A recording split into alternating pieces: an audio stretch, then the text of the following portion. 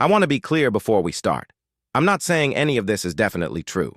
I'm sharing the 10 dark secrets millions of people online believe the U.S. government might still be hiding in 2025.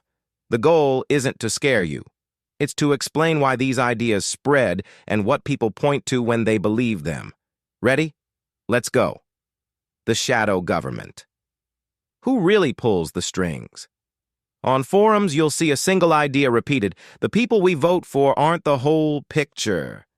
Users describe a shadow government, an informal network of intelligence operatives, corporate executives, legacy political actors, and financiers who, they say, set policy behind closed doors.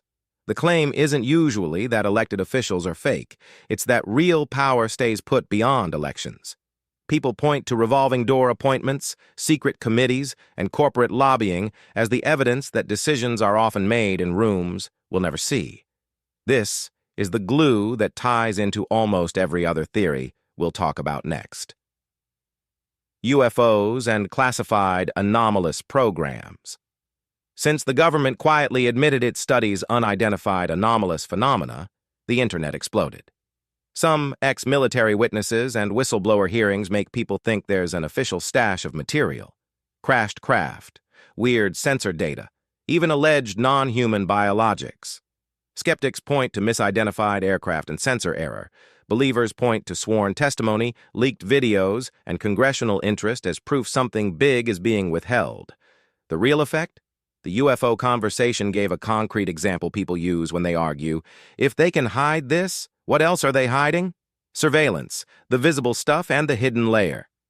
We already know about mass collection programs and platform data sharing, but in discussion threads, people describe something deeper. Predictive systems that don't just log actions, they model intentions. The concern isn't just that big data exists, it's that those models can be used to shape behavior, from targeted content to preemptive law enforcement moves, without oversight. Reports from watchdog groups show government agencies do collect and mine social media data. Online communities extrapolate that into broader control systems that are less visible and harder to challenge. False flags and the mistrust of official stories. Whenever a major event happens, you'll find threads asking, is the official version complete? That's the false flag idea. That some crises or attacks are staged or manipulated to justify a policy, a war, or a law. Forums are full of timeline comparisons, odd witness statements, and unexplained evidence. People who believe this say it's not always about staged events, as much as narratives shaped after the fact, and the pattern, once you start looking for it, feels deliberate to them. Whether or not that's true, the suspicion itself is a powerful force. Psyops and modern mind control theories. Talk about mind control often starts with MK-Ultra, an actual declassified program from the Cold War era where the CIA tested drugs and behavior experiments. The existence of MK-Ultra is a documented fact, and many on forums argue that the techniques didn't disappear. They evolved. People now point to disinformation campaigns, targeted emotional manipulation on social platforms, and even alleged new tech experiments as evidence of a modern psyops capability meant to steer public opinion and sow confusion. Secret alliances with global elites and private networks. Across social platforms, you'll see clusters of posts claiming the government coordinates with multinational corporations, think tanks, and international bodies to push policies, economic, health, and security, that benefit elite interests. The accusation isn't always a single sinister plan. It's many private meetings, funding streams, and consultancies that create decisions beyond transparent democratic processes. People point to leaked memos, private summits, and lobbying trails as the breadcrumbs. Suppressed technology, energy, medicine, propulsion. This is one of the more emotional theories.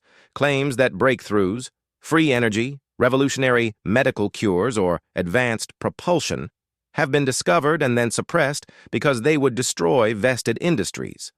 Online posts often combine patent searches, obscure patents, and anecdotal whistleblower claims to build a narrative. If a tech threatens enormous profits, it's quietly shelved.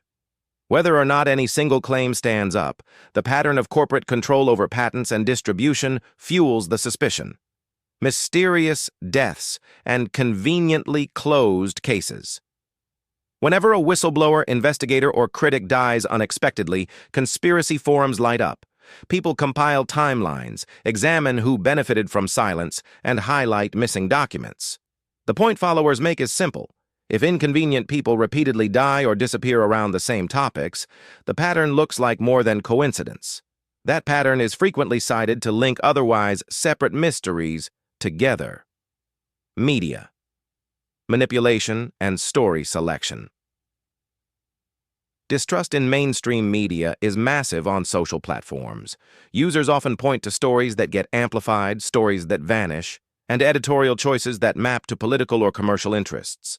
The belief isn't always that every reporter is lying, it's that structural incentives, ownership, sponsorship, access to sources, shape what becomes a headline. That perceived filtering feeds the idea that the public only hears curated slices of reality. Deliberately maintained division, a strategy of distraction. Finally, many threads circle back to the same psychological insight: a divided public is easier to govern. Whether it's partisan culture wars, targeted outrage campaigns, or endless sensational topics that drown out systemic issues, people argue that distraction and manufactured conflict keep eyes off structural power. In plain terms, if people are busy fighting each other, they're not organizing about the money, power, and policy that actually run the country. Why these theories spread, and what's actually useful to know. Two things make these ideas stick. First, real historical examples of secrecy and abuse, think MKULTRA and surveillance programs, make the rest plausible. Second, social platforms amplify striking patterns, and once a narrative grabs people, it becomes self-reinforcing. That doesn't prove any single theory, but it does explain why millions believe them and why they keep resurfacing. So, do you believe any of these are true? Maybe some, maybe none. The important takeaway is this. Secrecy, real abuses, and private power exist.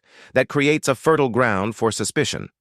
If you want to dig deeper, look for primary documents, court records, congressional hearings, and multiple credible sources.